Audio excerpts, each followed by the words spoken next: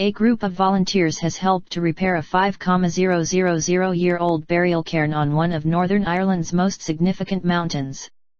Around 30 of them trekked to the top of Slieve Gullion in South Armagh at the weekend to carry out the work, under the supervision of an archaeologist. They helped to fix damage done to the huge passage grave by the weather and increasing numbers of hill walkers. Stones had become dislodged from the top of the ancient cairn. As a result, the entrance to the site was in danger of being blocked. The burial chamber is lined up to illuminate with the light from the setting sun of the winter solstice on December 21 every year. Archaeologist Martin Keary, who oversaw the work, said the Slieve Gullion passage grave was one of 190 state care sites in Northern Ireland.